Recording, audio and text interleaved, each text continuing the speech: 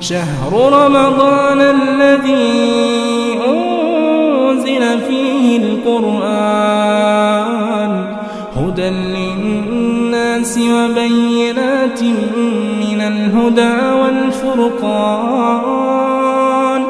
فمن شهد منكم الشهر فليصمه ومن كان مريضا أو على سفر فعدة من أيام أخر.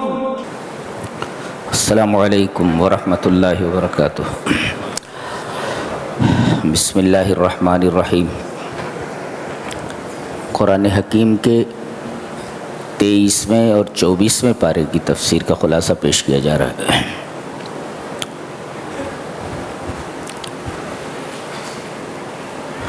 سورہ یاسین چل رہی ہے. اللہ تبارک تعالیٰ فرماتا ہے انما تنذر من اتبع الذکر وخشی الرحمن بالغیب فبشرہ بمغفرۃ واجر کریم.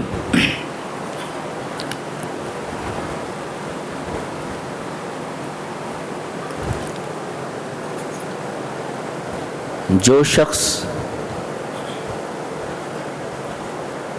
دو کام کر لے تو اس کے لیے اللہ تبارک و تعالیٰ کی طرف سے دو عنایتیں، دو نوازشیں ہیں.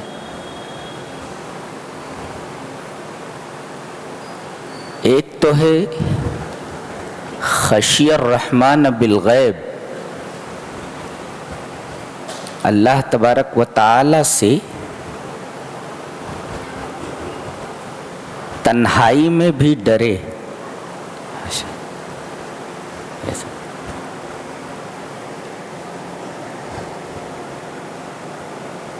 اور خلوت میں گناہ کو ترک کر دے. آدمی یہ دیکھتا ہے کہ مجھے کوئی دیکھ نہیں رہا ہے تو گناہوں کے مواقع وہاں موجود ہوتے ہیں، اس وجہ سے وہ گناہ کرنے میں جھجک محسوس نہیں کرتا. تو ترک ذنوب الخلواتی، خلوتوں کے گناہوں کو چھوڑ دینا.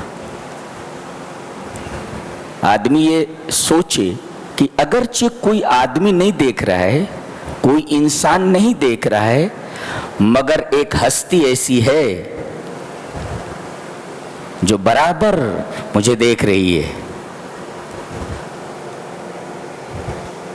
اگر یہ سوچ کر کے وہ اللہ سے ڈر جاتا ہے تو اس کو کہتے ہیں خشی الرحمن بالغیب. بغیر دیکھے وہ اللہ تبارک و تعالیٰ سے ڈر گیا. ایک چیز. اور دوسرے تنہائی میں چھپ کر کے عبادت کرنا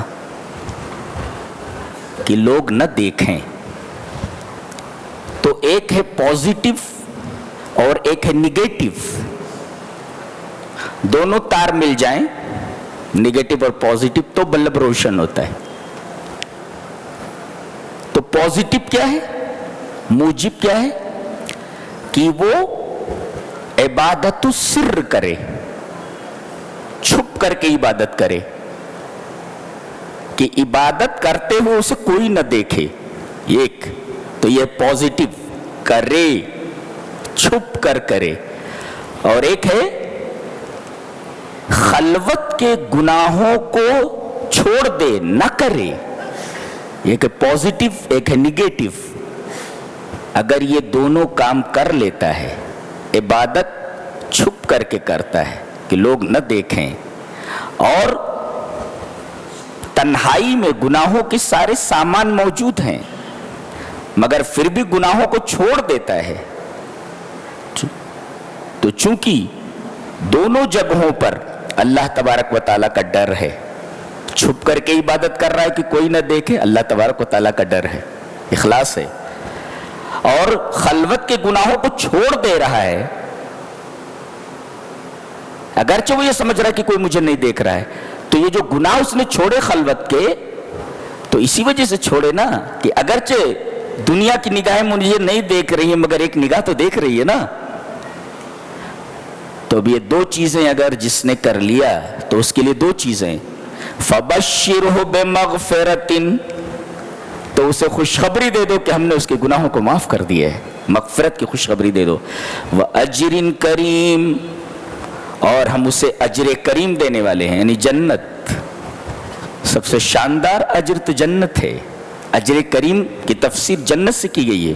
تو دو کام کر لو تو آپ کے گناہ بخش دیے گئے اور آپ کو جنت مل گئی. وہ دونوں کام کیا ہیں معلوم ہو گیا آپ کو؟ عبادت چھپ کر کے کرنا کہ کوئی نہ دیکھے، اور تنہائی میں ہوں کوئی نہ دیکھ رہا ہو، گناہ کے سامان موجود ہوں، گناہ کو چھوڑ دینا. اگر یہ دو چیزیں کر رہا ہے تو سمجھو وہ اللہ سے ڈر رہا ہے، وہ بغیر دیکھے. وَخَشِيَ الرَّحْمَنَ بِالْغَيْبِ، دو چیزیں کر لیا، فَبَشِّرْهُ بِمَغْفِرَةٍ وَأَجْرٍ كَرِيمٍ، مغفرت کی خوشخبری دے دو کہ ہم نے اسے معاف کر دیا، اس کے گناہ بخش دیے، اور دوسرے اسے اجر کریم، بہت بہترین اجر عطا کیا گیا ہے، یعنی جنت. تو یہ دونوں کام کریں گے نا جی. آگے فرمایا گیا اِنَّا نَحْنُ نُحْيِي الْمَوْتَى، ہم مردوں کو زندہ کرتے ہیں. اس کی دلیل نہیں دی گئی، اس لیے کہ یہ ایسی بدیہی چیز ہے کہ جس پر دلیل قائم کرنے کی ضرورت نہیں. ہمارا وجود خود اس بات کی دلیل ہے کہ اللہ مردوں کو زندہ کر سکتا ہے. اس لیے کہ اللہ فرماتا ہے کہ کائنات کو ہم نے پیدا کیا ہے، اب اگر ہم کائنات کو مٹا دیں تو دوبارہ ویسے نہیں بنا سکتے. پہلے بنانا آسان ہے کہ بعد میں بنانا آسان؟ پہلے بنانا مشکل ہے، جب کوئی چیز تھی ہی نہیں بنا دیا. اس کے بعد اگر مٹا دے تو دوبارہ بنانا اس کے لیے تو پہلے سے زیادہ آسان ہے نا. تو ہم زندہ ہیں، ہم کو اس نے زندہ کیا ہے، تو ہماری زندگی، ہمارا وجود خود اس بات کی دلیل ہے کہ وہ ہمارے مرنے کے بعد دوبارہ زندہ کر سکتا ہے. کیوں؟ اس لیے کہ پہلے تخلیق کرنا یہ مشکل ہے، اور دوبارہ مٹا کر کے پھر بنانا یہ کہ پہلی تخلیق سے زیادہ آسان ہے. تو اس پر دلیل قائم کرنے کی ضرورت نہیں. اِنَّا نَحْنُ نُحْيِي الْمَوْتَى، ہم مردوں کو زندہ کرتے ہیں. اب آگے ایک بڑی پیاری بات بتائی جا رہی ہے، لے کر جاؤ یہاں سے. وَنَكْتُبُ مَا قَدَّمُوا وَآثَارَهُمْ، ہم لکھ رہے ہیں کیا؟ ماں کا لفظ عربی میں آتا ہے عموم کے لیے، یعنی ہر چھوٹی بڑی چیز لکھ رہے ہیں. تمہارے چھوٹے نیک اعمال بھی لکھے جا رہے ہیں، تمہارے بڑے نیک اعمال بھی لکھے جا رہے ہیں، تمہاری چھوٹی غلطیاں بھی لکھی جا رہی ہیں، تمہارے بڑے گناہ بھی لکھے جا رہے ہیں. نکتب ماں کا مطلب سب کچھ لکھا جا رہا ہے. ایوری تھنگ از ریکارڈڈ، ہر چیز ریکارڈ کی جا رہی ہے، کوئی چیز چھوٹ نہیں رہی ہے، اور ہم لکھ رہے ہیں. اور وہ چیزیں چھوٹی یا بڑی کون سی ہیں؟ ما قدموا وآثارہم، جو تم نے کیا وہ اور جو تم نے چھوڑا وہ. ایک ہے آدمی عمل کرتا ہے تو آگے نکل جاتا ہے، عمل آگے چلا گیا، اور ایک ہے آدمی عمل کرتا ہے تو پیچھے چھوٹ جاتا ہے. تو اللہ فرما رہا ہے کہ آگے جو تم نے بھیجے ہیں ہم نے ان کو بھی لکھ لیا ہے، اور جو پیچھے چھوڑ دیے ہو اس کو بھی ہم لکھ رہے ہیں. نہیں سمجھ میں آیا؟ ہم نے نماز ادا کی، ایک عمل ہے، اللہ نے اسے لکھ لیا ہے، وہ آگے چلا گیا وہ. اور ہم نے صدقہ جاریہ دے دیا ہے، ہم نے ایسا علم چھوڑ دیا ہے جس سے لوگ نفع اٹھا رہے ہیں، ہم نے ایسی نیک اولاد چھوڑ دی ہے جو دعا کر رہی ہے۔ اب دیکھیں یہ جو پیچھے آپ نے چھوڑا ہے آثار ہیں یہ آپ کے، اگر نیک اولاد دعا کر رہی ہے تو یہ جو پیچھے آپ نے اپنے آثار چھوڑے ہیں اس کا فائدہ آپ کو مرنے کے بعد پہنچ رہا ہے۔ آپ نے نفع دینے والا علم چھوڑا ہے تو جب تک لوگ اس نفع دینے والے علم سے فائدہ اٹھا رہے ہیں یہ آپ کے آثار ہیں جو آپ چھوڑ کر گئے ہیں۔ اس کو ایک اور طریقے سے سمجھو، یہ آدمی ہے، یہ آدمی اور یہ راستہ ہے، راستہ ہے۔ اب یہ سامان لے کر کے جا رہا ہے، یہ پانی ہے، اس میں یہ سامان ہے، یہ عمل ہے، یہ لے جا رہے ہیں، یہ عمل آگے نکل گیا لیکن اس کے قدموں کے نشانات تو یہاں ہیں نا، قدموں کے نشانات تو نہیں پیچھے چھوڑ رہا ہے وہ، یہ تو عمل آگے نکل گیا یہ پانی، مگر قدموں کے نشانات تو پیچھے چھوڑ کر جا رہا ہے نا، اس کے قدموں کے نشانات ہیں یہاں راستے میں۔ ابھی اس راہ سے گزرا ہے کوئی، ابھی اس راہ سے گزرا ہے کوئی، کہے دیتی ہے شوخی نقش پا کی۔ تو آدمی جب چلتا ہے کسی راستے پر تو اس کے قدموں کے نشانات بن جاتے ہیں، آدمی آگے نکل گیا مگر قدموں کے نشانات پیچھے رہ گئے ہیں، تو ہم نے صدقہ جاریہ اللہ کی راہ میں دے دیا، تو جب تک وہ چیز موجود ہے لوگ اسے فائدہ اٹھا رہے ہیں، اپنے سرائے بنا دی، کنواں کھودوا دیا، مسجد بنا دی، تو یہ صدقہ جاریہ۔ آپ تو آگے نکل گئے مگر آپ کے جو آثار ہیں وہ بھی لکھے گئے ہیں، جب تک لوگ اس سے فائدہ اٹھا رہے ہیں آپ کو اس کا فائدہ پہنچتا رہے گا۔ سمجھ گئے؟ تو ایک ہے ما قدمو جو آگے بڑھا دیا آپ نے، اور ایک ہے جو پیچھے چھوڑ دیا ہے، اس کو آثار بولتے ہیں۔ بھئی آثار تو ہم سب لکھ رہے ہیں، کوئی چیز چھوٹ نہیں رہی ہے۔ کیا بات ہے، کیا بات ہے۔ اِنَّا نَحْنُ نُحْيِي الْمَوْتَى، ہم مردوں کو زندہ کرتے ہیں، وَنَكْتُبُ مَا قَدَّمُوا وَآثَارَهُمْ، جو تو نے عمل کیے ہیں وہ بھی ہم لکھ رہے ہیں۔ تو ایک جملے میں یاد رکھو، ہم لکھ رہے ہیں تمہارے عملوں کو اور ہم لکھ رہے ہیں تمہارے عملوں کے سبب کو۔ اگر ایک جملے میں یاد رکھنا ہے، ہم اعمال کو لکھ رہے ہیں اور سبب اعمال کو بھی لکھ رہے ہیں، یہ بھی کہہ سکتے ہیں ہم۔ اس کے بعد اللہ اپنے حبیب سے کہہ رہا ہے کہ آپ گاؤں والوں کا وہ قصہ بیان کر دیجئے، واقعہ بیان کر دیجئے، کیا ہوا تھا۔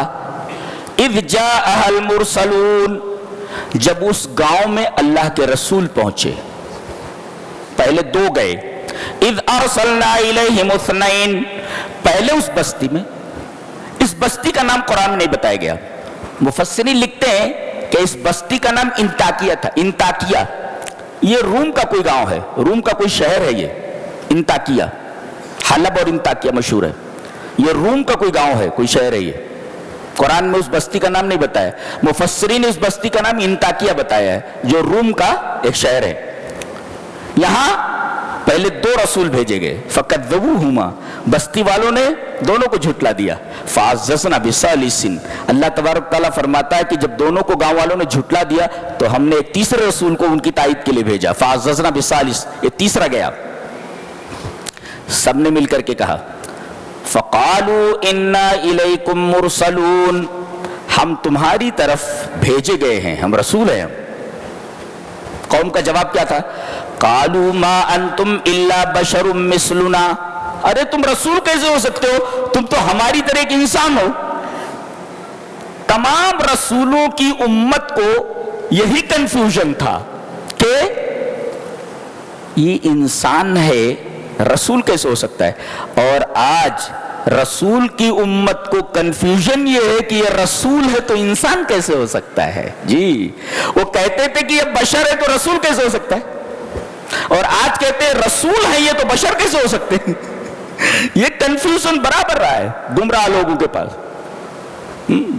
پہلے لوگوں کا کنفیوژن کیا تھا؟ یہ بشر ہے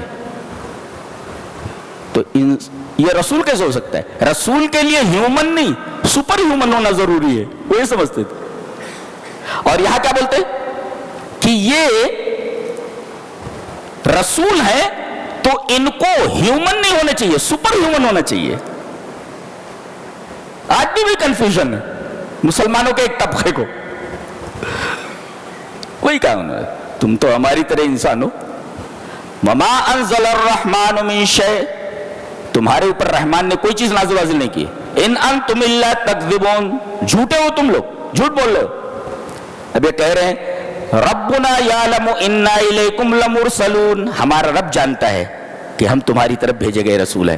اچھا وما علینا الا البلاغ المبین، ہماری ذمہ داری صرف اتنی ہے کہ اللہ کے پیغام کو تم تک پہنچا دیں بس.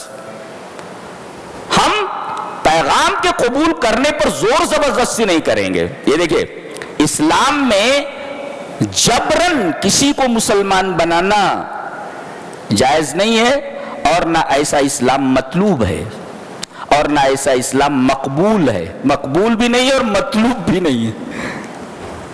اللہ کو مطلوب نہیں ہے ایسا اسلام، نہ اس کو مقبول ہے، اس کے نزدیک مقبول ہے. قوم کیا بول رہی ہے؟ جب سے تم تینوں آئے ہو اس بستی میں، تب سے صرف تمہاری وجہ سے نحوست پھیلی ہوئی ہے. کیا بولے؟ تم تینوں منحوس ہو، جب سے آئے ہو کوئی نہ کوئی پریشانی اس بستی پر نازل ہو رہی ہے.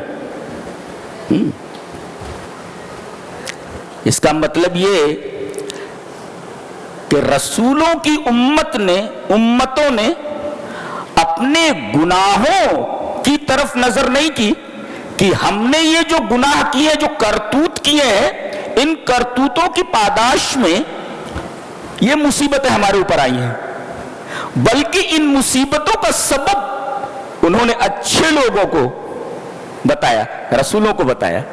یہ جو پریشانی بستی والوں کو آ رہی تھی، جو درپیش تھی، یہ ان کے کرتوتوں کی وجہ سے تھی، رسولوں کے جھٹلانے کی وجہ سے تھی، نہ یہ کہ رسول ان کے لیے منحوس تھے.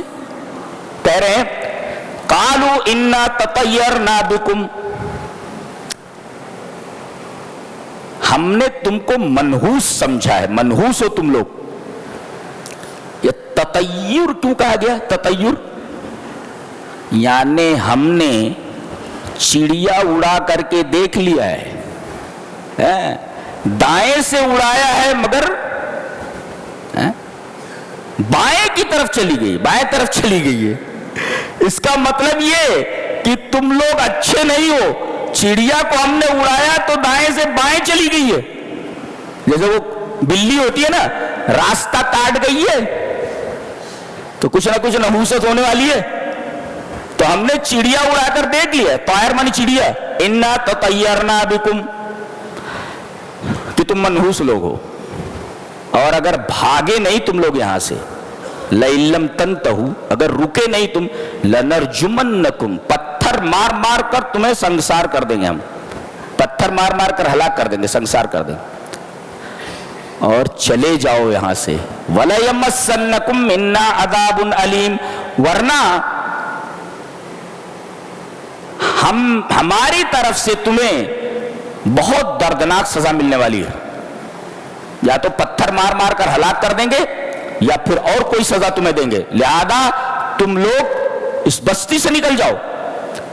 انہوں نے صرف اتنا جواب دیا، غصے میں بالکل نہیں ہے. دیکھو کیا کیا نہیں بولے وہ، تم لوگ رسول نہیں ہو، تم لوگ جھوٹے ہو، تمہارے اوپر کوئی چیز نازل نہیں ہوئی ہے، تم منحوس ہو، گئے نہیں تو پتھر مار مار کر ہلاک کر دیں گے، ورنہ اور کوئی بڑا ہم معاملہ تمہارے ساتھ کریں گے. دیکھو کتنی باتیں وہ لوگ کہہ رہے ہیں. اس کے جواب میں صرف اتنی بات کہہ رہے ہیں یہ تینوں رسول، قالوا طائرکم معکم، تمہاری نحوست تمہارے ساتھ ہے. اسلام میں نحوست کا کوئی تصور نہیں ہے. نہ کوئی آدمی منحوس ہوتا ہے، نہ کوئی جگہ منحوس ہوتی ہے، نہ کوئی جانور منحوس ہوتا ہے۔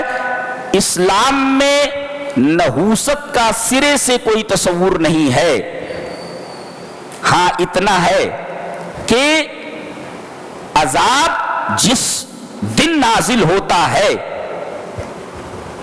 جن لوگوں کے لیے نازل ہوتا ہے، وہ دن ان لوگوں کے لیے منحوس ہو جاتا ہے۔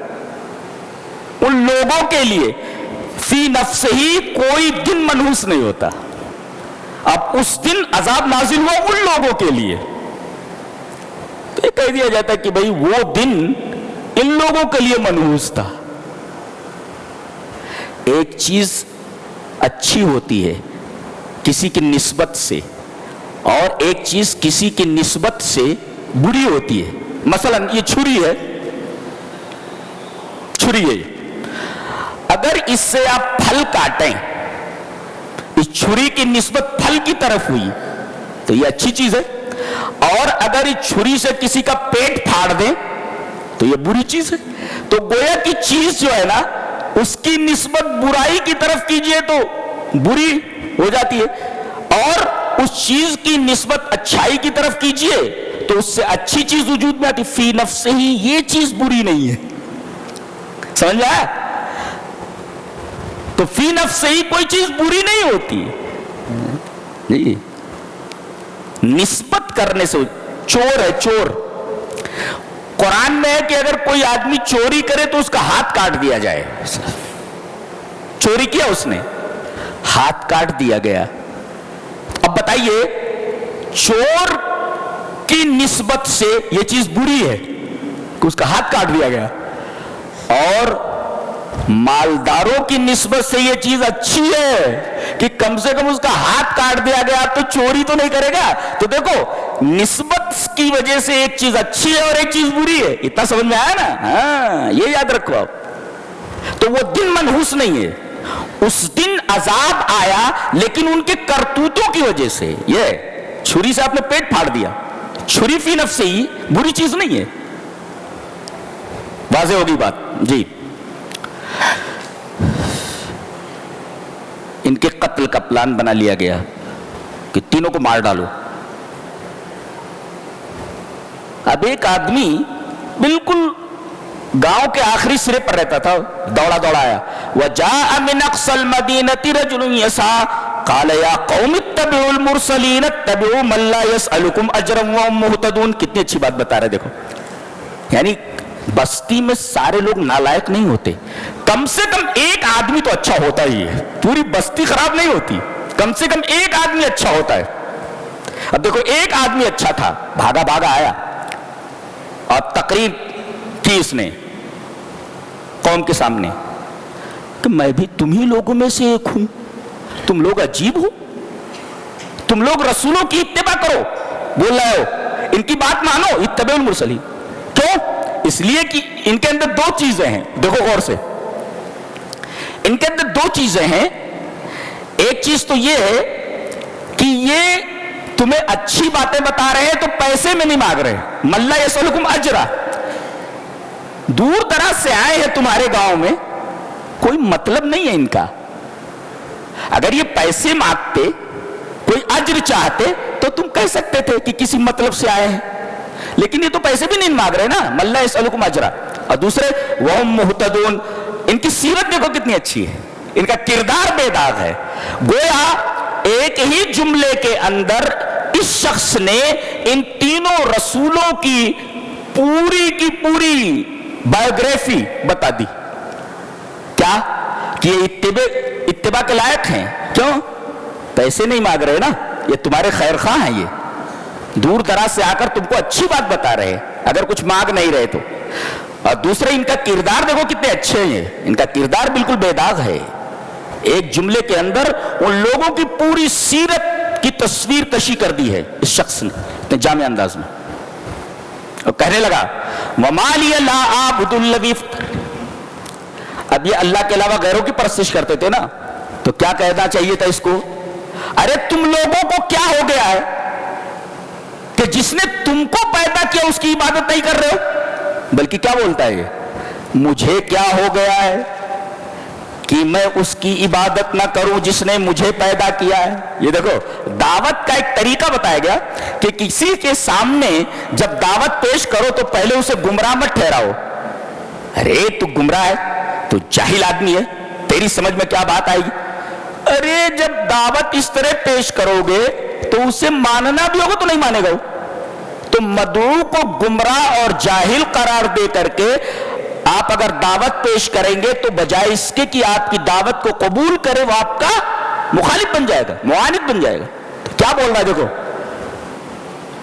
مجھے کیا ہو گیا ہے کہ لا اعبد الذی فطرنی, کہ میں اللہ کی عبادت نہ کروں, اس ذات کی پرستش نہ کروں جس نے مجھے پیدا کیا ہے.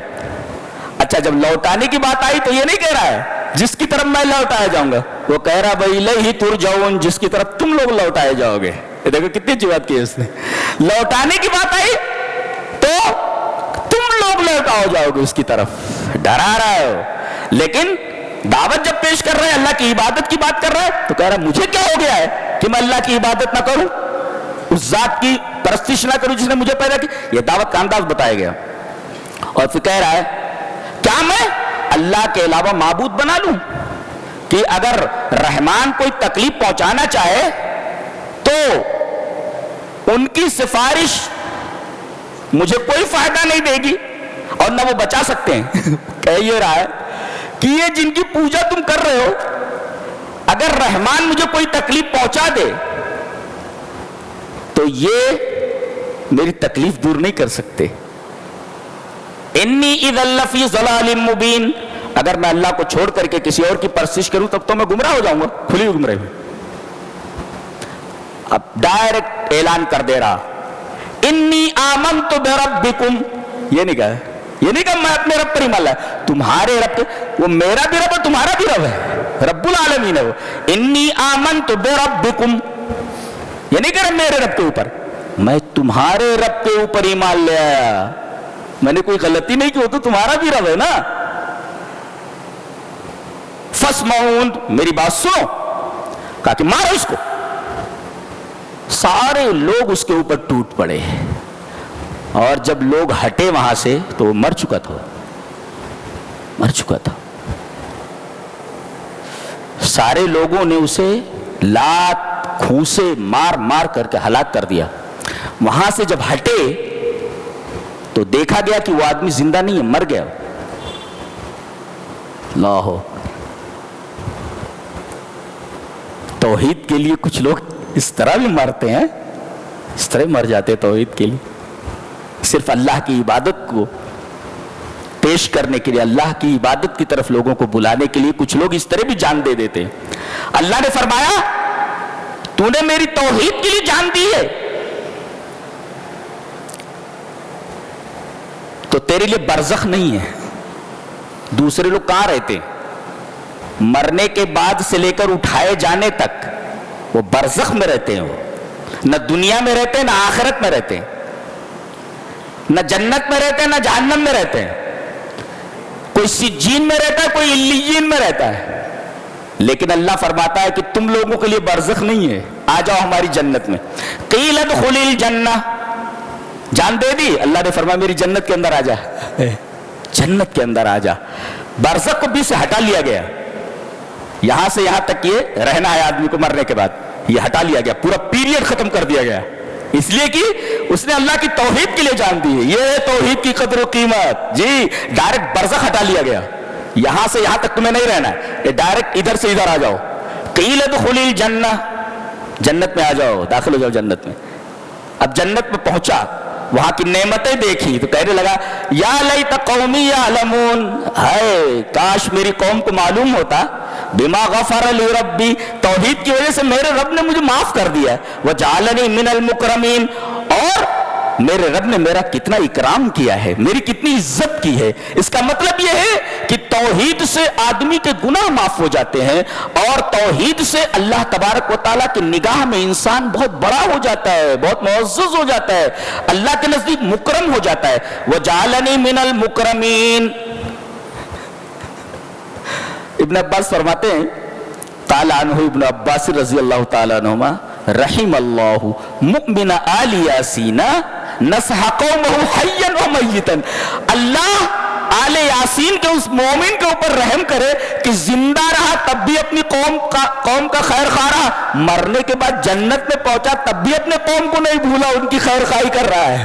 اللہ, یہ کہتے مسلمان ٹیررسٹ ہوتے. دیکھو مرنے کے بعد بھی وہیں سے بول رہا ہے, کاش میری قوم جان پاتی سمجھ لیتی. یہ اپنی قوم کا غیر مسلم ہے, مرنے کے بعد بھی ان کا خیر خواہ ہے. ابن عباس نے وہی کہا کہ اللہ آل یاسین کے مومن کے اوپر رحم کرے کہ وہ زندہ تھا تو بھی اپنی غیر مسلم قوم کے لیے خیر خواہ تھا, اور مرنے کے بعد بھی خیر خواہی میں لگا ہوا ہے. جو توحید والے ہوتے وہ زندگی میں بھی مسلمانوں کے خیر خواہ تو ہوتے ہی ہیں, غیر مسلموں کے بھی خیر خواہ ہوتے, اور مرنے کے بعد بھی ان کی خیر خواہی سے ہچکچاتے نہیں. یہ کہتے کہ کاش جو میرا دوست غیر مسلم تھا, میرے محلے میں جو غیر مسلم لوگ تھے, کاش وہ بھی توحید قبول کر لیتے کہ جس کی وجہ سے اللہ نے مجھے معاف کر دیا اور جس کی وجہ سے اللہ نے میرا اکرام کیا ہے, کاش یہ مغفرت انہیں حاصل ہوتی اور یہ اکرام, یہ عزت ان کو حاصل ہوتی. اللہ, ایک آدمی مار دیا گیا اور مرنے کے بعد دوبارہ زندگی. سوال یہ پیدا ہوا, مرنے کے بعد آدمی ہوتا ہے زندہ؟ جی, دلیل آگے دی جا رہی ہے, مرنے کے بعد آدمی زندہ ہوتا ہے. تمہارے سامنے ہی ہے نا دلیل. کیا؟ وَآیَةٌ لَهُمُ الْأَرْضُ الْمَيْتَةُ وَأَحْيَيْنَاهَا.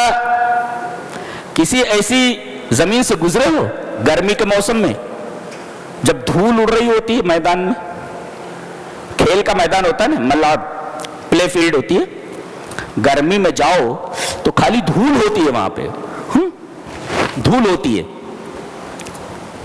کہیں کوئی معمولی ہرا پودا نظر نہیں آتا. دھوپ کی وجہ سے سارے پودے جل جاتے ہیں, دھول اڑتی ہے. اور برسات میں اسی فیلڈ میں جاؤ تو چاروں طرف ہریالی ہریالی نظر آتی ہے. اس کا مطلب پودے اوپر سے سوکھ چکے ہیں مگر ان کی جڑیں دھول کے اندر ہیں.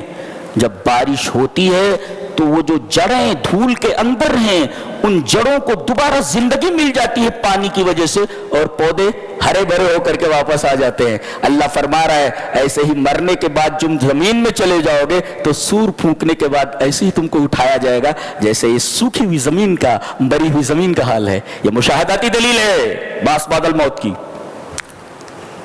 کیا کتاب ہے, کتنی شاندار کتاب ہے. وَآیَةٌ لَهُمُ الْأَرْضُ الْمَيْتَةُ وَأَحْيَيْنَاهَا. مری ہوئی زمین نشانی ہے ان کے لیے. ہم مری ہوئی زمین کو, یعنی جہاں زمین سوکھی ہوئی ہوتی ہے, کچھ گرمی کے موسم میں کچھ ہریالی دکھائی نہیں دیتی, وہ مری ہوئی زمین ہے. بارش ہوتی تو احییناها, تو مری ہوئی زمین کو ہم زندہ کرتے ہیں, تو تم مر جاؤ گے تو ہم تم کو زندہ نہیں کر سکتے. کیوں نہیں کر سکتے؟ اس کے بعد باس بعد الموت پر ایک بہت ہی دقیق, ایک بہت ہی باریک اور ایک بہت ہی علمی دلیل دی جا رہی ہے. دلیل کیا ہے؟ قانون تزویج. اس کائنات میں قانون ہے, ایک لا ہے جو جاری ہے کہ ہر چیز اپنا ایک جوڑا رکھتی ہے. گورے کے مقابلے میں کالا, ناٹے کے مقابلے میں اونچا, بلندی کے مقابلے میں پستی, برے کے مقابلے میں اچھا, مرد کے مقابلے میں عورت. دنیا میں کون سی ایسی چیز ہے جس کا جوڑا نہیں ہے؟ اس کائنات میں ایک لا ہے, ہمارا ایک لا جاری ہے, اور وہ قانون تزویج. ہر چیز اپنا جوڑا رکھتی ہے. تو جب ہر چیز اپنا جوڑا رکھتی ہے تو دنیا کا بھی ایک جوڑا ہونا چاہیے نا, آخرت. یہ کیسے؟ اس لیے کہ جب تک چیز اپنے جوڑے سے نہ ملے تب تک نتیجہ نہیں نکلتا. مرد اگر عورت سے نہ ملے بچہ پیدا ہوگا نہیں نا. کوئی یہ کہے کہ میں شادی نہیں کروں گا اور بچہ ہو جائے گا, انت جاہل. اس لیے کہ عورت سے ملے بغیر جوڑے سے ملے بغیر زندگی بامقصد نہیں ہوتی، ایسے ہی کوئی چیز اپنے جوڑے سے نہ ملے تو بامقصد نہیں ہوتی، ایسے ہی دنیا کا جوڑا ہونا چاہیے ورنہ دنیا بے مقصد ہو جائے گی۔ اس لیے دنیا کا جوڑا آخرت ہونا چاہیے، تاکہ یہ دنیا آخرت سے ملے تو اس کا کوئی نتیجہ نکلنا چاہیے نا۔ اس لیے کہ چیز اپنے جوڑے سے نہ ملے تو بے مقصد ہوتی ہے، لہذا دنیا کا جوڑا ہونا چاہیے آخرت۔ قانون تزویج جو کہ ایک باریک قانون ہے، اس سے اللہ تبارک و تعالی نے باس بعد الموت اور استدلال فرمایا کہ مرنے کے بعد ایک زندگی ہے، دنیا کا ایک جوڑا ہونا چاہیے، نہیں تو نتیجہ نہیں نکلے گا۔ ایک آدمی نے ایک قتل کیا ہے، سزا ایک ہی بار قتل ہے نا، اور 50 قتل کیے ہیں تو اب دنیا کا کون سا قانون سے مکمل سزا دے سکتا ہے؟ نہیں نا، ممکن نہیں ہے۔ اس لیے کہ ایک آدمی کو ایک قتل کے بدلے میں ایک ہی مرتبہ قتل کیا جا سکتا ہے۔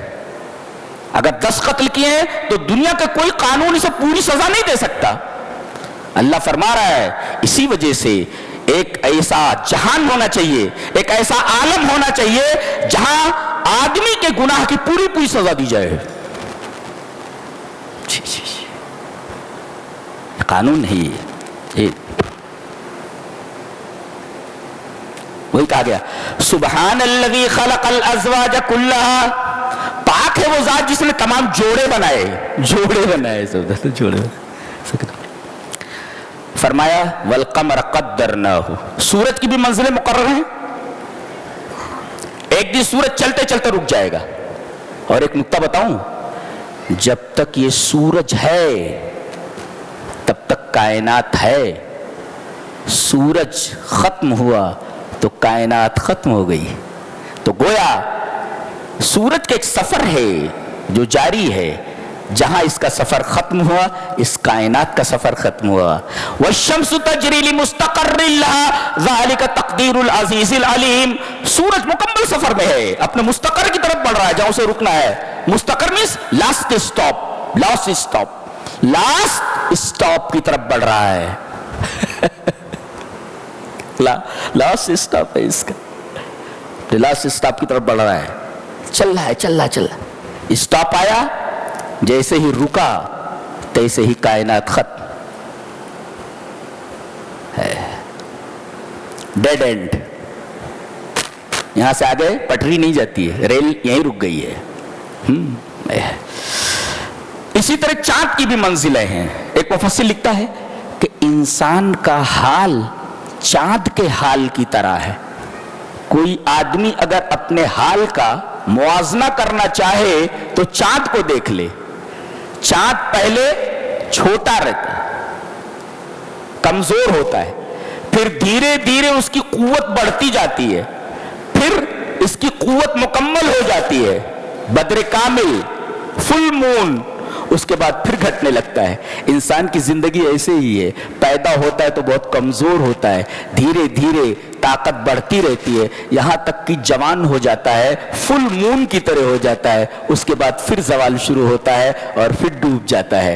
تو آدمی کو دیکھنا چاہیے کہ میرا حال کیسا ہے، تو چاند کو دیکھ لے، چاند کو دیکھ لے، اسے معلوم ہو جائے گا کہ انسان کی زندگی کے حالات کیا ہیں۔ انسان کی زندگی کے احوال وہی ہیں جو چاند کے احوال ہیں۔ والقمر قدرناہ منازل حتی عاد کالعرجون القدیم،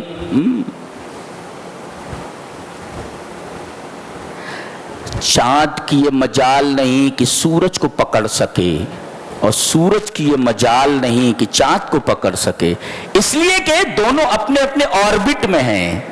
یہ آربٹ ہے اس کا، گھوم رہے ہیں اسی میں۔ چاند اپنے آربٹ میں ہے، اگر سورج اپنے آربٹ سے نکل کر چاند کے آربٹ میں آ جائے، اور چاند اپنے آربٹ سے نکل کر، اپنے محور سے نکل کر، اپنے ایکسس سے سورج کے محور میں آ جائے، تو نظام کائنات درہم برہم ہو جائے۔ یہ کون ہے جس نے ہر ایک کے اوپر پابندی لگا رکھی ہے؟ ڈونٹ موو، کراس مت کرو، اپنی حدوں کو کراس مت کرو، ڈونٹ کراس یور لمٹس، سب اپنی اپنی حدوں میں رہو۔ اگر یہ حدیں مقرر نہ ہو تو کائنات کا نظام درہم برہم ہو جائے۔ یہ کون ہے جس نے ہر چیز کو لمیٹڈ کر رکھا ہے اور یہ حکم دے رکھا ہے ڈونٹ کراس یور لمٹس؟ یہ ہے باعظمت ہمارا رب، بہت ہی طاقتور ہے، بہت ہی طاقتور ہے، بہت ہی طاقتور ہے.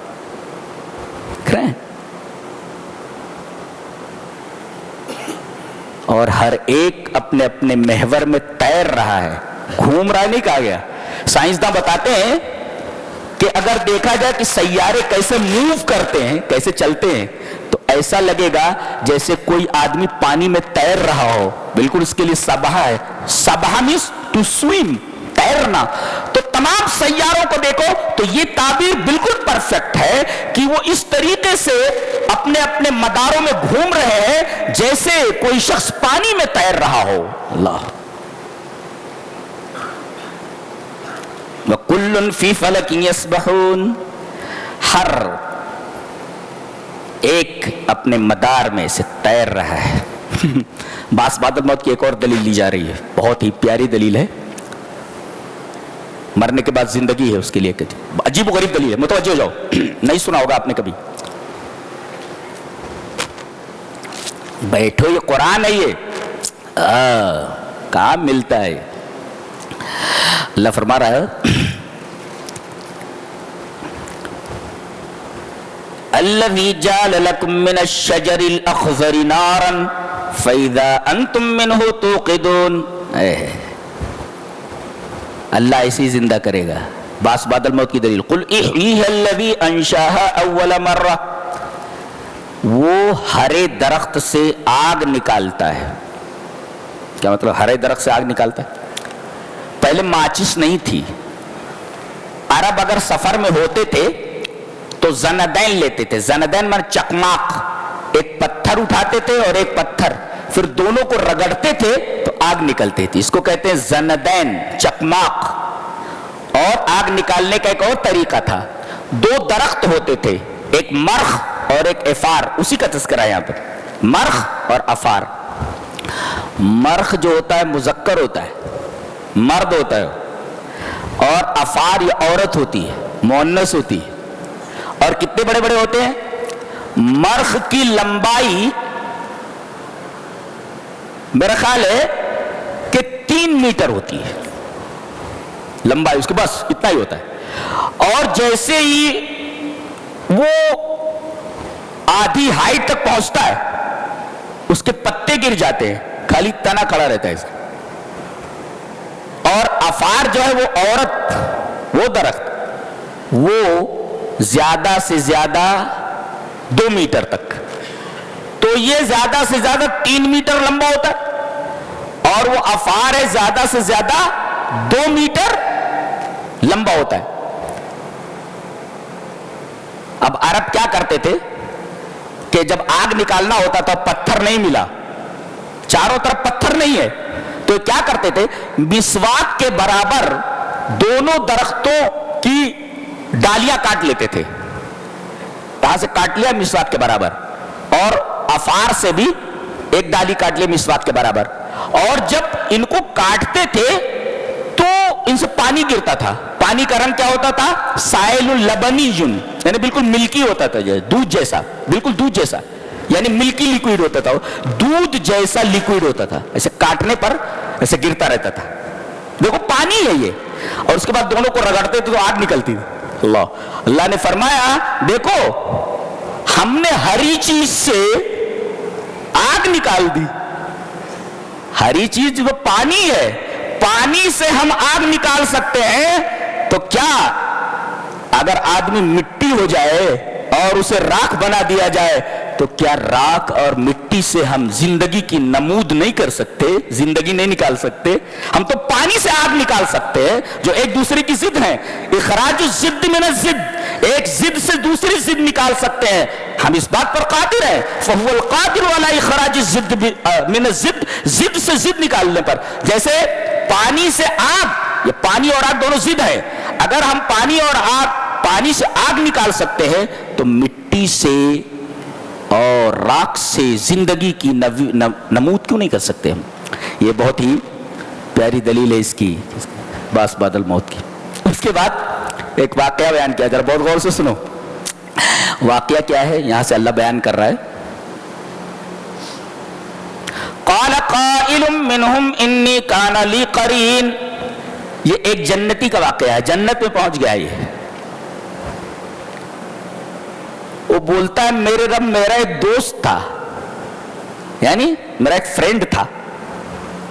وہ کہاں ہے؟ وہ ہم دونوں مل کر دھندا کرتے تھے, وہ دکھائی نہیں دے رہے ہیں جنت میں. اللہ نے فرمایا کون تھا وہ؟ بولے کافر تھا وہ. بولے وہ کفر ہی پر رہا, دیکھنا چاہتا ہے؟ بولے ہاں دیکھنا چاہتا ہوں. قال هل انتم مطلعون, دیکھنا چاہتا ہے؟ فطلع, اللہ کہتا دیکھ. وہ جھانکتا ہے اسے جہنم کی طرف. فرآہ فی سواء الجحیم, جنت کے بیچوں بیچ جلتا ہوا نظر آ رہا ہے. وہ آگ کی لپوں میں گرا ہوا ہے. ارے بولے اللہ ان کی تلتردین, اگر میں اس کے ساتھ رہتا, اس کی باتوں میں آ جاتا تو یہ تو میرا ستیہ ناش کر دیتا تھا. لتردین, مجھے ہلاک کر دیتا تھا. اچھا ہوا میں اس کی باتوں میں نہیں آیا. ولولا نعمت ربی لکنت من المحضرین, میرے رب کی نعمت نہ ہوتی تو میں آج یہاں حاضر نہ ہوتا, جنت میں نہ ہوتا. اب اس کے بعد خوش ہو کر کے بول رہا ہے افما نحن بمیتین, اب مرنا نہیں ہے کیا؟ اور بولتا ہو جنت میں, بولتا اب مرنا نہیں ہے نا. اللہ اکبر. الا موتتنا الاولی, وہ جو پہلی موت آ گئی نا, اس کے بعد مرنا تو نہیں ہے نا. اسے دیکھ کر کے بولے گا اس نعمت کو اور اس جنت کو چھوڑ کر مرنا کون چاہے گا؟ بولتا ہے وہ کیا مرنا نہیں, بولتا ہے افما نحن بمیتین الا موتتنا الاولی, یہ پہلی موت کے بعد اب موت نہیں آئے گی نا. بولا ان ھذا لہو الفوز العظیم. ہوا یہ کہ یہ دونوں دوست تھے, ایک کافر تھا ایک مومن تھا. انہوں نے مل کر کے شراکت میں دھندا کیا. نفع آیا 6000, تو 3,000 دینار دونوں نے لے لیے. ایک دفعہ دونوں ملے, کہا کہ وہ 3,000 کا کیا کیے؟ مومن پوچھ رہا ہے. تو کافر بول رہا ہے ابھی 1,000 روپے کا میں نے ایک فارم ہاؤس لیا ہے, عرض لیا ہے, عرض میں زمین لی ہے, فارم ہاؤس لیا ہے, اس میں نخل ہے اور نہر ہے. ایک نہر چل رہی ہے اور اس میں کھجوروں کے درخت ہیں. 1,000 دینار کا میں نے وہ فارم ہاؤس لے لیا ہے. اچھا, اب آیا رات میں اللہ کے حضور یہ مومن, بولے میرے رب تجھے معلوم ہے کہ 3,000 دینار نفع ہوا ہے, مجھے ملا ہے. میرے کافر ساتھی نے ایک فارم ہاؤس لے لیا ہے, ایک جگہ لے لی ہے, تو میں جنت میں ایک جگہ لینا چاہتا ہوں جہاں پر کھجوروں کے باغات ہوں اور نہریں ہوں. تو 1,000 دینار میں مسکینوں کو دے دیتا ہوں. لیکن اللہ کی راہ میں دے دیا. پھر ملا, بولے کیا بات ہے؟ بولے 1,000 کا تو میں نے فارم ہاؤس لے لیا تھا, دوسرے کا کیا کیا؟ بولے 1,000 روپے میں نے غلام لے لیے ہیں جو میرے گھر میں بھی کام کرتے ہیں اور میرے فارم ہاؤس پر بھی کام کرتے ہیں. وہ پھر یہ رات میں آیا, میرے رب میرے کافر ساتھی نے 1,000 دینار میں غلام لے لیے ہیں جو اس کے گھر میں اور اس کے فارم ہاؤس پر کام کرتے ہیں, تو مجھے جنت میں بہت سارے غلام چاہیے, تو 1,000 میں مسکینوں کو تیری راہ میں دے دیتا ہوں. پھر ملا, بولے وہ آگے کیا کیا تو نے؟ بولے 1,000 روپے کے اندر میں نے ایک خوبصورت لڑکی سے شادی کر لی ہے, مہر میں دیا ہے میں نے اس کو 1,000 دینار, سب شادی میں خرچہ کیا. رات میں آیا, بولے میرے رب میں 1,000 دینار جو نفع میں ملا تھا اور باقی رہ گیا ہے, میں جنت میں ایک حور سے شادی کرنے کی تمنا رکھتا ہوں, اس کی مہر کے طور پر میں مسکینوں کو 1,000 دینار دے دیتا ہوں. بولے اللہ کو اس کی یہ ادا اتنی پسند ہے. سدی نے واقعہ لکھا ہے. تو یہ جنت میں چلا گیا اور وہ اپنے کفر پر جمع رہا. اس کا صدقہ کام آیا اور اس کے باغات, اس کی بیوی اور اس کا فارم ہاؤس, اس کے کوئی کام نہیں ہے, اس کے غلام کوئی کام نہیں ہے, جہنم میں چلا گیا. تو کہہ رہا ہے میرے رب میرا ایک دوست تھا, انی کان لی قرین. کیا بولتا تھا وہ؟ یقول اینک لمن المصدقین, ارے تجھے مرنے کے بعد کی زندگی پر یقین ہے؟ اور دلیل دیتا ہے اِذَا مِتْنَا وَكُنَّا تُرَابًا وَعِظَامًا أَإِنَّا لَمَدِينُونَ، ارے جب ہم مر جائیں گے اور سڑ کر کے ہڈی ہو جائیں گے تو دوبارہ ہم سے حساب لیا جائے گا، یہ کوئی بات ہے؟ ایسا بولتا تھا اس کو. تبھی تو اس نے کہا میں اس کی باتوں میں آ جاتا تب تو تباہ ہو جاتا. ایسے جب آخرت پر یقین نہیں تھا مرنے کے بعد کی زندگی پر تو کہاں گیا وہ؟ ادھر دیکھنا چاہے گا. دیکھ اس کا مطلب اگر تم کسی کو دیکھنا چاہو گے جنت میں کہ اللہ وہ کہاں ہے، اللہ فرمائے گا ادھر نہیں آئے ہو ادھر چلا گیا ہو. دیکھنا چاہے گا؟ بڑے بڑے لوگوں کو دیکھو گے. آج تو ہٹو بٹو کی آوازیں آتی ہیں نا، ہٹو بچو ہٹو بچو، ان کا ٹھکانہ بہت برا ہے. دیکھنا چاہو گے جنت سے دیکھ لینا ان کا کتنا برا حال ہونے والا ہے. ساری ان کی ہیکڑی ہوا ہو جائے گی. یہ بیچارے ان کے اوپر بڑا افسوس ہوتا ہے، حسرت ہوتی ہے کہ یہ کتنے خطرناک انجام سے دو چار ہونے والے ہیں. دنیا تو بن گئی ہے ان کی مگر آخرت پوری کی پوری تباہ کر دی ہے. اور بڑا بدنصیب ہے وہ شخص جو دنیا حاصل کرنے کے لیے اپنی آخرت تباہ کر دے. اس لیے کہ ایک عارضی زندگی کے مقابلے میں ہمیشہ کی زندگی کو تباہ کر دینا یہ کوئی عقل مندی نہیں ہے. سب سے پاگل لوگ ہیں. کتنے بڑے بڑے لوگ ہیں، بڑے بڑے ہیرو ہیں، بڑے بڑے سرمایہ دار ہیں، صرف دنیا میں مگن ہیں. وہ ان کو پرواہ نہیں ہے کہ مرنے کے بعد ہمارے ساتھ کیا ہونے والا ہے. یہ لوگ عقل مند ہیں، بڑی بڑی باتیں کرتے ہیں. یہ قیامت کے دن پتہ چل جائے گا کہ بڑی بڑی باتیں کرنے والے لوگوں کا حشر کیا ہوا ہے. جی حشر کیا ہوا ہے ان کا. اس کے بعد سورہ صاد ہے، اس میں ایک واقعہ ہے. حضرت داؤد علیہ السلام بادشاہ ہیں.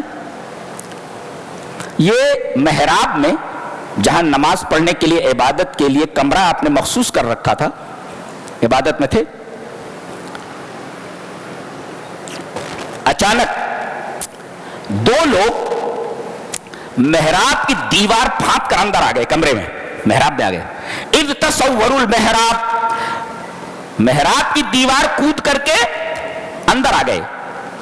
ان کو دیکھ کر کے ڈر گئے. یہ کون؟ حضرت داؤد علیہ السلام. ففزع منہم، ڈر گئے، گھبرا گئے. قالوا لا تخف، دونوں بولے ڈریے نہیں. پتہ یہ چلا کہ نبی بھی ڈر جاتا ہے. ما تحت الاسباب آدمی ڈر سکتا ہے، جی ما فوق الاسباب نہیں ڈرنا چاہیے. ڈرنا دو طریقے کا ہوتا ہے. سانپ آپ دیکھ لیں آپ ڈر گئے تو یہ ڈرنا منع نہیں ہے جی، بلکہ کہہ دینا کہ قبر والا بھی مجھے تکلیف پہنچا سکتا ہے، یہ ما فوق الاسباب ڈرنا ہے، یہ جائز نہیں ہے، یہ حرام ہے. یہ مدد لینا اپنے ڈرائیور سے، ڈرائیور سامنے ہے، چل بھائی گاڑی نکال، ڈرائیور سے آپ مدد لے رہے ہیں، یہ ماتحتل اسباب ہے. اور ایک بابا سے بولنا جو مر گئے ہیں، بابا میری مدد کیجئے، یہ ما فوق الاسباب ہے، یہ استعانت جائز نہیں ہے. فرق ہے دونوں میں جی. اب یہ آئے اور وہ ڈر گئے، دیوار پھاند کر اندر آ گئے. وہ سمجھے چور ڈاکو ہے مجھے مارنے کے لیے آ گئے. قالوا لا تخف، don't afraid of me, don't afraid of us, ہم سے مت ڈریے. ایک مقدمہ لے کر کے آئے ہیں. کہا کہ کیا ہے؟ بولے یہ میرا بھائی ہے، اس کے پاس 99 دمبیاں ہیں، 99 دمبیاں ہیں، بھیڑیں، اور میرے پاس ایک دمبی ہے.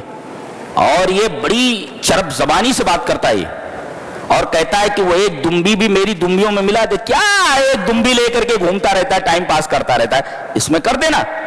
اور اس نے جو ہے چرب زبانی سے میری وہ ایک دمبی بھی اپنی دمبیوں میں ملا لیا. اس نے 99 کو 100 کر لیا.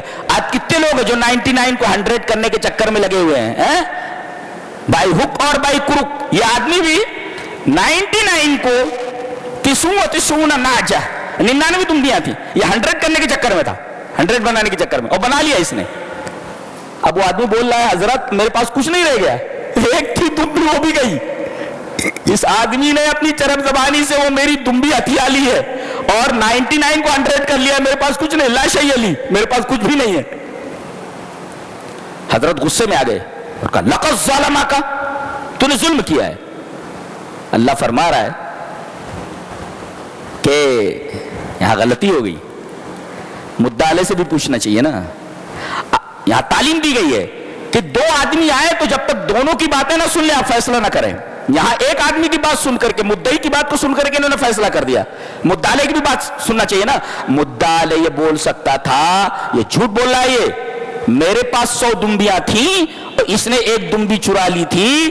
اب میں وہ دمبی مانگ رہا ہوں تو یہ نہیں دے رہا ہے, اور میں آ نہیں رہا تو یہ مجھے گھسیٹ کر آپ کے پاس لایا. وہ بول سکتا تھا نا, ایسا بول سکتا تھا وہ, اب اس کی بات انہوں نے سنی نہیں. یہ کیا بولا, اس کی 99 تھی, ایک میری تھی, میری اس نے ملا کر کے 100 پوری کر لی ہے, میرے اوپر ظلم کیا اس نے. تو دوسرے کو بھی بولے دینا چاہیے تھا نا, مدعا کو.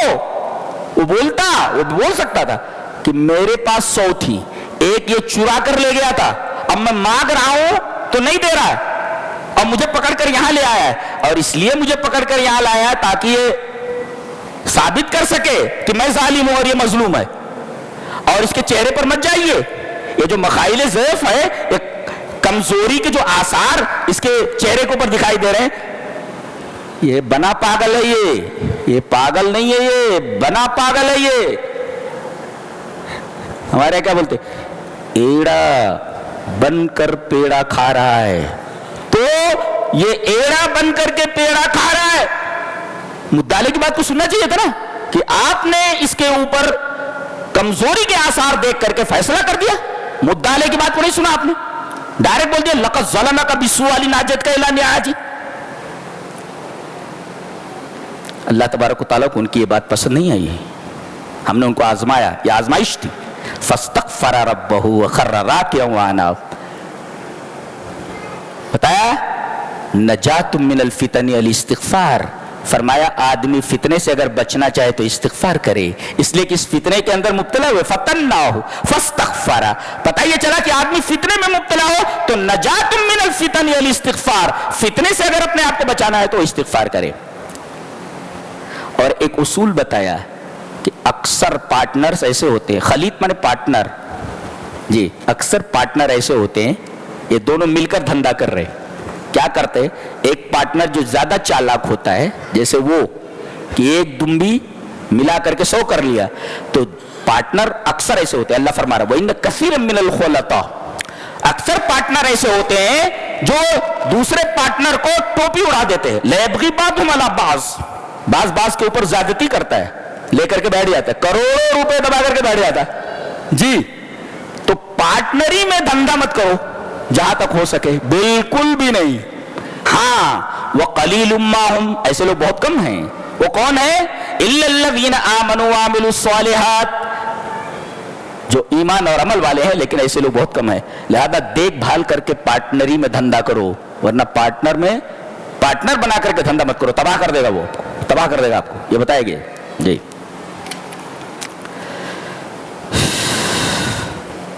اس کے بعد اللہ فرماتا ہے سورہ زمر میں کہ ہم نے تم کو 3 تاریکیوں میں بنایا ہے. 3 تاریکیوں میں, ایک تو ہے ڈارکنیس آف اوم, رحم کا, اور ایک ہے ڈارکنیس آف پلیسنٹا, اور ایک ہے ڈارکنیس آف اسٹمک. یہ 3 تاریکیوں کے اندر بنایا ہے. اللہ کیوں فرما رہا ہے, یہ بتا رہا ہے کہ ان 3 تاریکیوں میں کون خیال رکھ رہا تھا تمہارا, بنا کون رہا تھا, تمہاری دیکھ بھال کون کر رہا تھا. تمہاری ماں دیکھ بھال کر رہی تھی, تمہارا باپ دیکھ بھال کر رہا تھا, کون تھا جو ان 3 تاریکیوں کے اندر تمہاری خبرگیری کر رہا تھا, میں ہی ہوں. پتہ یہ چلا کہ سب سے زیادہ محبت کے لائق اللہ ہے جی, اس کے بعد سب کا نمبر آتا ہے.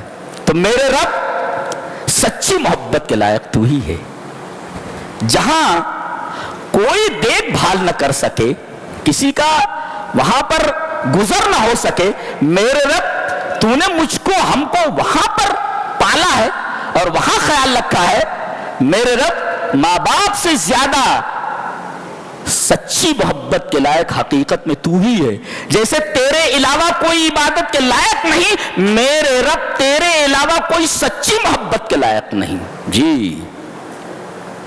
ہم نے تم کو 3 تاریکیوں میں بنایا ہے, اور ہماری قدرت دیکھو, تم کوئی چیز بناتے ہو تو روشنی کے محتاج ہوتے ہو, اجالے میں بنا سکتے ہو, اندھیرے میں کوئی چیز نہیں بنا سکتے. لیکن ہم 3 تاریکیوں کے اندر اتنا شاندار جسم عطا کرتے ہیں جس کی نظیر نہیں ہے. مثال لانا, کوئی بنا سکتا ہے تم جیسا, ہم نے بنایا ہے تم کو, اور 3 تاریکیوں کے اندر بنایا ہے. یہ ہمارا ایک شاہکار ہے. تم मेरा एक मास्टर पीस हो। कायनात में तुम जैसा मास्टर पीस कोई नहीं है। और ये मास्टर पीस हमने उजाले में नहीं, 3 अंधेरों में बनाया है। फतबारकल्लाहु अहसनुल खालिकीन। तो अहसनुल खालिकीन तो वही हुआ ना, अहसनुल खालिकीन वही हुआ। उसके बाद कहा गया अल्लाह रात को दिन के ऊपर लपेटता है। ये पगड़ी होती ना, पगड़ी ऐसे लपेटते, ऐसे से लपेटते। तो अल्लाह ताला रात को दिन के ऊपर लपेटता है, दिन को रात के ऊपर लपेट देता है। लपेटना क्या पता चला? जमीन कोरवी है, बैजवी हो, चपटी नहीं है, गोल से बैजा होता है। जब पगड़ी होती टर्बन, लाइक टर्बन। युकव्विरुल, तकवीर माने लपेटना, जैसे पगड़ी लपेटी जाती है। पता चला कि जमीन कोरवी है, वो कोरा की तरह है, गेंद की तरह है।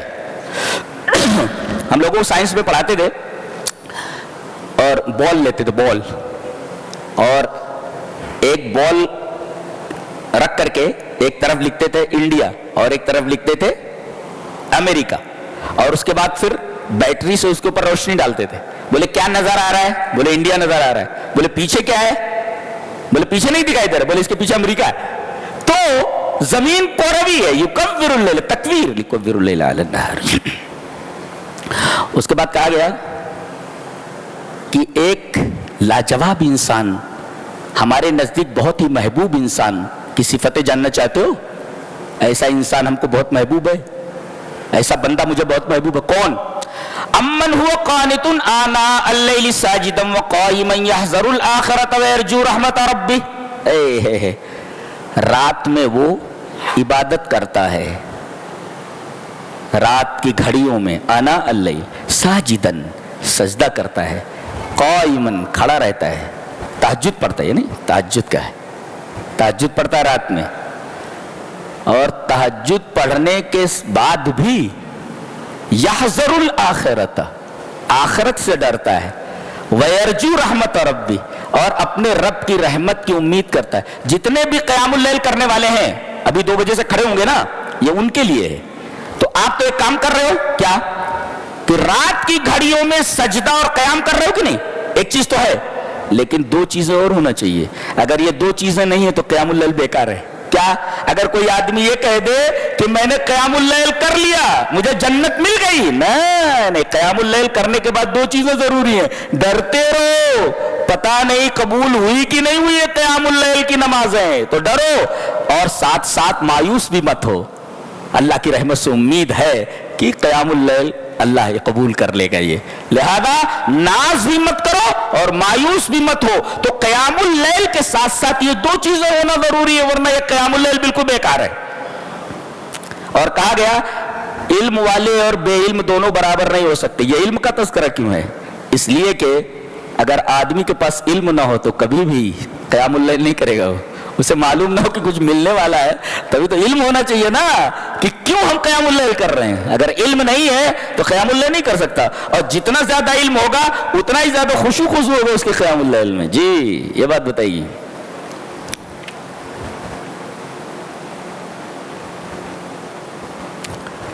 ये जो कुरान की तफसीर हो रही है, इसकी खुसूसियत बयान की गई है।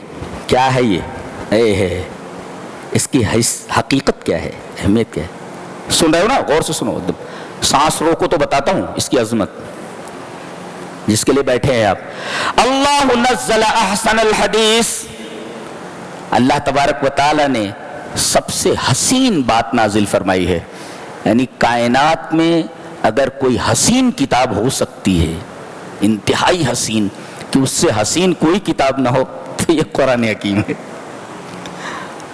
माना के एतबार से भी हसीन और लफ्जों के एतबार से भी हसीन। कायनात की सबसे खूबसूरत किताब और कायनात की सबसे हसीन गुफ्तगू कलाम कौन सा?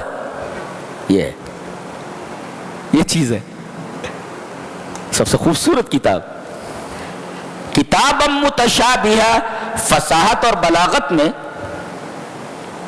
एक आयत दूसरी आयत ही की तरह है। कहीं ऐसा नहीं कि फसाहत और बलागत में कोई ज्यादा हो कोई कम हो, ऐसा कुछ भी नहीं है। मसानिया, बार बार पढ़ी जाने के लायक है ये। मेरी कितनी नॉवेल्स पढ़ी हैं, बाज मुसन्निफीन की तो जिंदगी भर की किताबें मैं पढ़ गया, जेम्स हेडली चेस को पढ़ने का मेरा वो था अंग्रेजी में, तो तकरीबन मैंने 150 से ज्यादा नॉवेल है, खाली एक राइटर की पढ़ी है राइटर की अंग्रेजी में 3 नॉवेल्स, बड़े बड़े जेम्स हेडली चेस है, जेम्स कुक है, रॉबर्ट लडलम है, जेमिनी कॉन्टेंट, जो बहुत बड़े बड़े ओदबा को मैंने पढ़ा है इंग्लिश में लेकिन एक किताब पढ़ने के बाद दोबारा उस किताब को पढ़ने का जी नहीं कहता है, इसलिए कि पहला ही पेज खोलो तो कहानी समझ में आ जाती है कि अंजाम क्या हो। अच्छा, वो जो कातिल था जिसको वो डिक यानी जासूस तलाश कर रहा था, वो तो घर का नौकर था, वो पहले पेज पर मालूम हो जाता कि इस कहानी का एंड क्या है, हिस्ट्री कहां खत्म होती है, किताब। लेकिन यहां क्या है, मसानिया, बार बार जी कहता पढ़ने के लिए, और जितनी बार पढ़ो उतना ज्यादा उससे मोहब्बत, उतनी ज्यादा उससे मोहब्बत होती चली जाती है, उससे ज्यादा उससे गहरा ताल्लुक होता चला जाता है। जितनी बार पढ़ो उतना ज्यादा उससे गहरा ताल्लुक पड़ता चला जाता है। ये अजीब किताब है। मेरे एक दोस्त थे, उन्होंने कहा कि इरविंग वैलिस की एक बुक पढ़ी आप। मैंने कहा कौन सी? बोले द सेकंड लेडी है, अच्छी किताब है, पढ़ो, लेकिन बहुत गंदा राइटर है, बहुत गंदा राइटर, वल्गर अल्फाज इस्तेमाल करते हो, सुखियाना अल्फाज लेकिन कहानी बहुत दिलचस्प है, बहुत जबरदस्त है, प्लानिंग उसकी बहुत गजब की है। तो मैंने पढ़ा एक दफा उसको, पूरी किताब है, बुक है, इरविंग वैलिस नाम है राइटर का। नॉवेल क्या है? द सेकंड लेडी, बहुत बेहतरीन किताब है। लेकिन एक दफा पढ़ने के बाद दोबारा कभी पढ़ा ही नहीं, मेरे रैक में है, लगी हुई है, ठीक है, कैसे कैसे हुआ था वो सब ठीक है। लेकिन यहाँ एक आयत को पढ़ने के बाद बार बार उस आयत को देखने का जी चाहता है कि कोई नया नुक्ता है, नया। तो अल्लाह नज़्ज़ला अहसनल हदीस, सबसे प्यारी किताब दुनिया में, सबसे हसीन किताब ये। फसाहत और बलागत में एक आयत दूसरे आयत के बिल्कुल मुमासिल है, मुतशाबिह, मसानिया, बार बार पढ़ने को जी चाहता है। 2 चीजें, आयात अजाब पढ़कर जो अल्लाह से डरते हैं उनके रोंगटे खड़े हो जाते हैं, और आयात वाद पढ़कर, वादे की आयतें पढ़कर उनके दिल नरम हो जाते हैं। गोया कि इस किताब में 2 चीजें हैं, एक डराने की आयात अजाब और एक है खुशखबरी की आयत।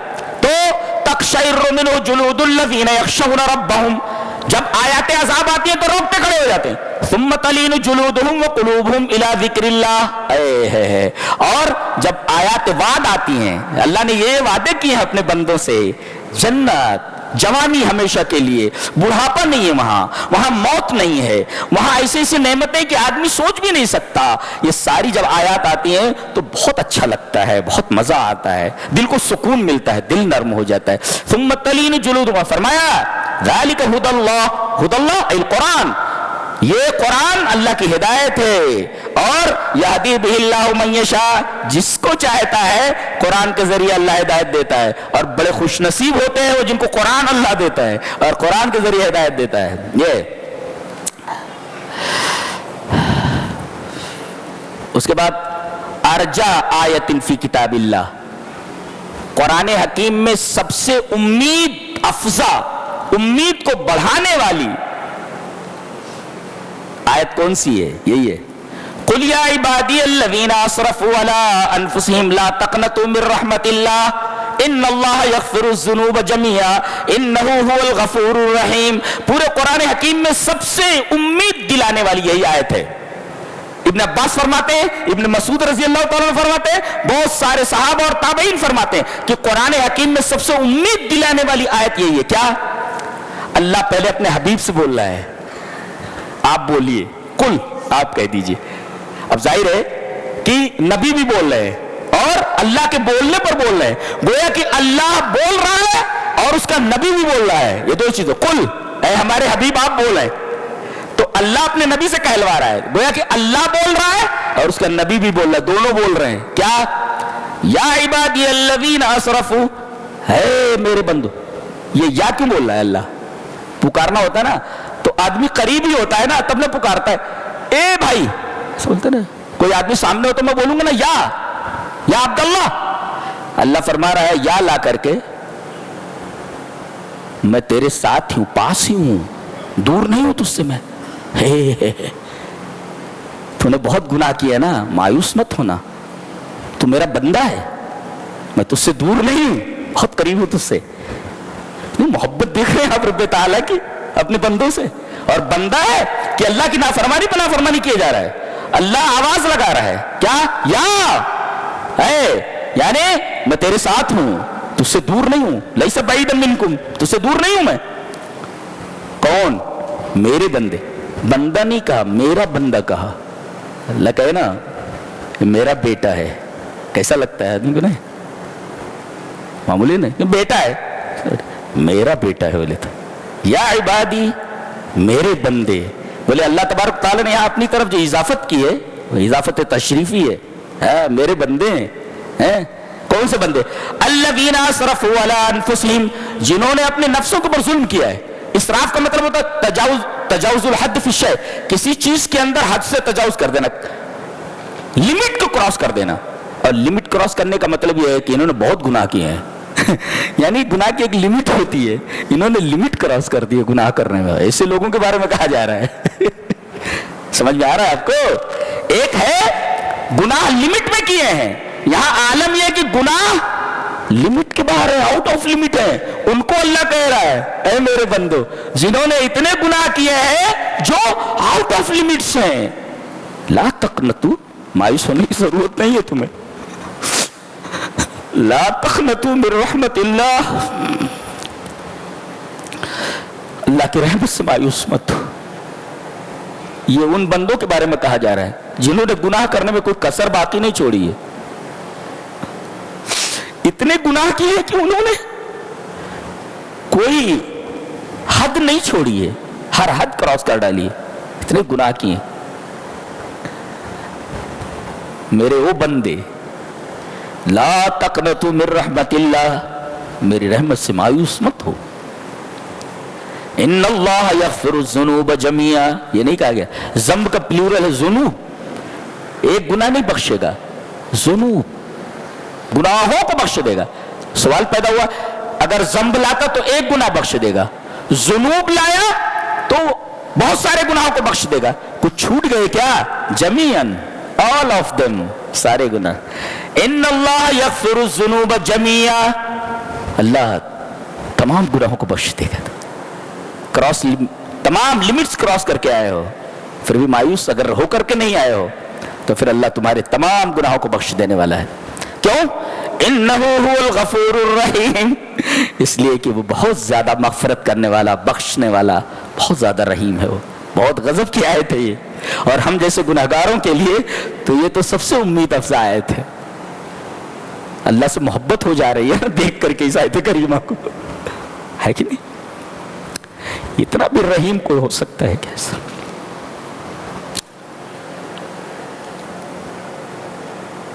فرما بردار بیٹے کے اوپر اگر کوئی رحیم ہو, باپ اگر اسے چاہے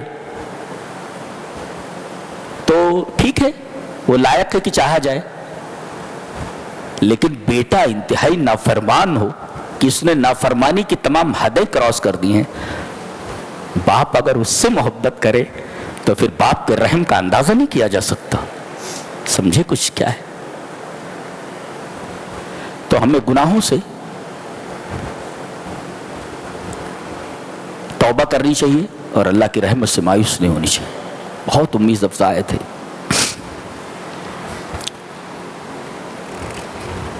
اور آگے بڑی پیاری بات کہی جا رہی ہے, یہ ہے غافر الذنب وقابل التوب شدید العقاب ذی الطول. اللہ اپنی صفت کیا لا رہا ہے؟ پہلے گناہوں کو بخشنے والا. یہ دیکھیے پہلے قابل التوب, کوئی توبہ کرے تو میں قبول کرتا ہوں. تیسرے نمبر پہ لا رہا ہے شدید العقاب, بہت سخت پکڑ کرنے والا ہوں. تو سخت پکڑ کرنے والا ہوں بعد میں لا رہا ہے, پہلے کیا بول رہا ہے؟ غافر الذنب وقابل التوب, امید دلا رہا ہے گناہوں کو بخش دیتا ہوں میں, اور توبہ کرو گے توبہ کو قبول کروں گا. اس کے بعد لا رہا ہے شدید العقاب, بہت سخت پکڑنے والا ہوں میں. ڈرا رہا ہے بعد میں, پہلے مغفرت کی خوشخبری دے رہا ہے اور توبہ قبول کرنے کی خوشخبری دے رہا ہے. کتنا رحیم ہے دیکھو, اندازہ لگاؤ آپ. پہلے امید دلا رہا ہے بعد میں ڈرا رہا ہے. تو اس کی رحمت اس کے غضب پر حاوی ہے نا، اس کے غضب پر غالب ہے. ان رحمتی تغلب غضبی، اتنا رحیم ہے وہ. اللہ.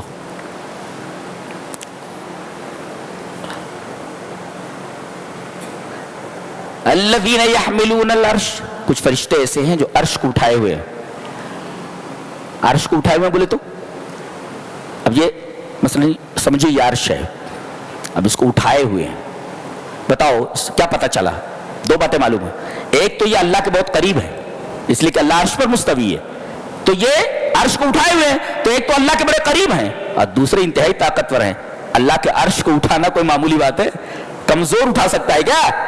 اس کا مطلب یہ ہے کہ یہ فرشتے جو حملۃ العرش ہے، عرش کو اٹھانے والے، اللہ کے قریب بھی ہیں اس لیے کہ عرش کو اٹھائے ہوئے ہیں، اور بہت طاقتور ہیں. عرش کو اٹھانے کے لیے کتنا پاور چاہیے اندازہ لگائیے آپ. اچھا پھر اس کے بعد ومن حولہ، عرش کے ارد گرد فرشتے، یہ بھی اللہ کے بڑے قریب ہے. یہ کیا کرتے ہیں؟ ایک کام تو یہ کرتے ہیں یسبحون بحمد ربہم، اللہ کی تسبیح اور اس کا حمد بیان، اس کے حمد بیان کرتے. تو ہم لوگوں کو کیا کرنا چاہیے؟ سبحان اللہ و بحمدہ سبحان اللہ العظیم برابر کرتے رہنا چاہیے. یہ حملۃ العرش کی دعا ہے جی. اور کیا کرتے ہیں؟ اللہ پر ایمان لاتے ہیں. اور ایک کام کیا ہے؟ وَيَسْتَغْفِرُونَ لِلَّذِينَ آمَنُوا، اور جو ایمان لے آئے ان کے لیے دعا کرتے ہیں. کیا کرتے ہیں؟ یستغفرون، اے اللہ ان کو معاف کر دے، ایمان لائے. تو اپنے فرشتوں سے بھی دعا کروا رہا ہے. کتنا رحیم ہے، اندازہ لگائیے. فرشتے بھی دعا کر رہے ہیں ہم گنہگاروں کے لیے، اور صرف ہمارے لیے نہیں. ربنا وادخلہم جنات عدن التی وعدتہم، یہ دعا کرتے ہیں کہ اللہ ان کے گناہوں کو بخش دے. استغفرون، پھر کہتے ہیں ان کو جنت میں داخل کر دے. اور انہی کو نہیں، ومن صلح من آبائہم، ان کے نیک آبا و اجداد کو، ان کے باپ کو بھی، وازواجہم، ان کی بیویوں کو، وذریاتہم، ان کے بچوں کو. خامخ دیکھو فرشتوں سے بھی محبت ہو جا رہی ہے ہم کو. ارے جو ہمارے لیے ایسی دعا کرے، تو ملائکہ کے ساتھ ہمارا، فرشتوں سے ہمارا کتنا گہرا تعلق ہے. دیکھیے فرشتوں سے ہی ہم فرشتوں پر ایمان لا رہے. کیوں؟ اس لیے کہ ہمارا ان سے بڑا گہرا تعلق ہے. وہ ہمارے لیے کیسی دعا کر رہے؟ دیکھو یستغفرون للذین آمنوا، ایمان والوں کے لیے دعا کرتے ہیں کہ اللہ ان کو معاف کر دے.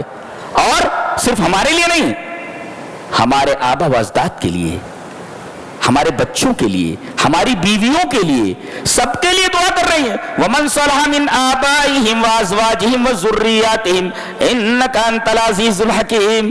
اور ایک دعا اور کر رہے ہیں وقہم السیئات، اللہ انہیں برائیوں سے بچاتے رہنا کہ یہ برائی نہ کریں. کیسی دعا کر رہے ہیں. ایک تو اتنا ہی رحیم ہے، اور دوسرے اتنے قریب اور اتنے طاقتور فرشتوں کو لگا رکھا ہے اس نے کہ یہ ہمارے لیے دعا کرتے. تھوڑا سدھر جاؤ، جنت مل جائے گی انشاءاللہ.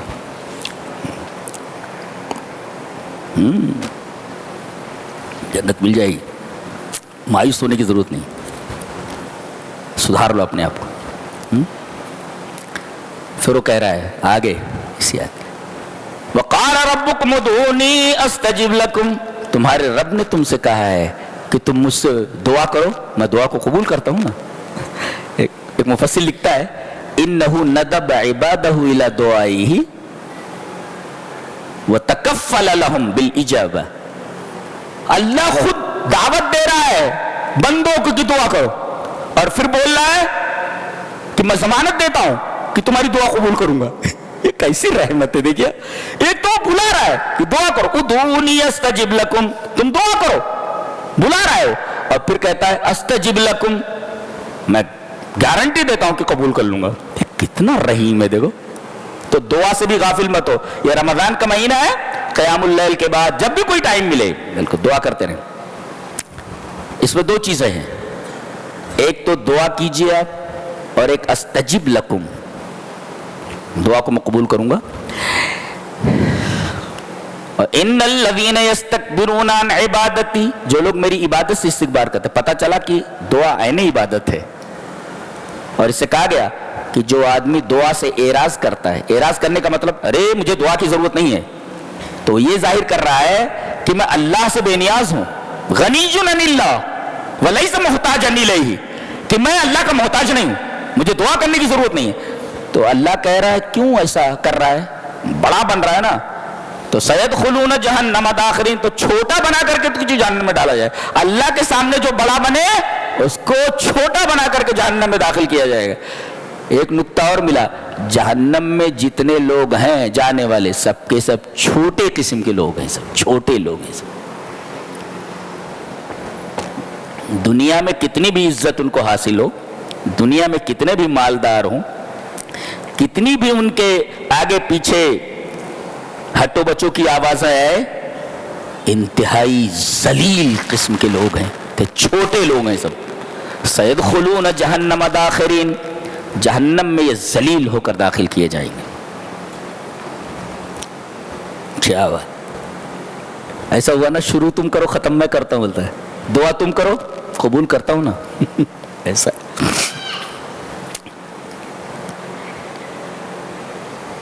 آدمی مر رہا ہے، فرشتے آ جا رہے ہیں، جب تک دکھائی نہیں دیتے فرشتے تب تک بہت اکڑتا ہے، یہ میرا وہ میرا، this is mine that is mine, یہ میرا ہے وہ میرا ہے، and this is too mine, یہ بھی میرا ہے بولتا ہے، سب میرا بولتا ہے. اب فرشتے آ گئے، فرشتے آئے، اب اگر اچھا آدمی ہے کیا بولتا ہے؟ ان الذین قالوا ربنا اللہ، جن لوگوں نے ربنا اللہ کہا، ثم استقاموا، پھر اس پر جمے رہے زندگی بھر، تو مرتے وقت تتنزل علیہم الملائکہ، ملائکہ نازل ہوتے ہیں، آ گئے. اب دنیا سے ربط ختم ہو گیا اس کا، جب چلنا ہے، چند سانسیں باقی ہیں، the story is going to finish, دنیا چھوٹنے والی ہے. اب آ گئے فرشتے، خوشخبری یہی دے دیتے ہیں، اللہ تخافوا ولا تحزنوا. اس میں بڑی پیاری بات ایک مفسر لکھتا ہے کہ لا تخافوا امامکم ولا تحزنوا علی ما خلفکم. آگے کیا ہے اس پر ڈرو نہیں، اور پیچھے کیا ہے اس پر غم مت کرو. کیا مطلب؟ چھوٹے چھوٹے بال بچے ہیں، میں مر جاؤں گا تو ان کو کون دیکھے گا؟ بیوی بچے کیسے زندہ رہیں گے؟ ان کو کون دیکھے گا؟ آدمی پریشان ہوتا تھا نا، تو فرشتے کہہ دیتے ہیں گھبراؤ نہیں، اللہ سب سنبھال لیتا. تم نے نیک زندگی گزاری ہے نا، تو لا تخافو، اور آگے کیا ہونے والا ہے اس سے بھی مت ڈرو، جنت تمہاری منتظر ہے. اور پیچھے ولا تحزنوا ولا ما خلفکم، پیچھے کیا ہے اس پر غم زدہ مت ہو، اس لیے کہ اللہ ساری چیزیں سنبھالنے والا ہے، تمہارے بچوں کو سنبھال لیتا، کوئی تکلیف نہیں ہوگی، لہذا غم مت کرو.